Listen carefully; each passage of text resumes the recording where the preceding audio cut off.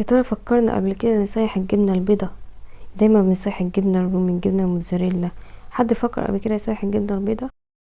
عايزه اقول لكم السندوتش ده في قلبي. اول حاجه بعملها بحط الجبنه البيضه بتاعتنا، اي جبنه بيضه عندنا، وافرشها كده حلو خالص. كان معايا شويه طماطم، شويه فلفل اخضر، فلفل الوان باقيين موجودين عندي، وحته فراخ مثلا، حته بانيه بايته، اي حاجه، حته لحمه اللي موجوده عندك. نفرشهم كده ونرشش بقى كاتشب كاتشب كاتشب، عشان انا بحب الكاتشب. وكده زي الفل. طاسه سخنه على النار، ناخدها دهنه زيت بسيطه، نحط الساندوتش، وبعد كده ندهنه هو من فوق دهنه زيت حلوه خالص كده، ونغطيه عشان خاطر كل الحاجه اللي جوه تستوي وتاخد من بعض. اول ما يتحمص كده نقلبه على الناحيه التانية.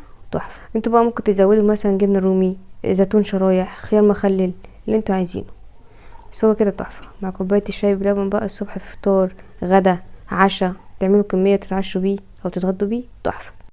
يا ريت تجربوا وتقولوا رايكم.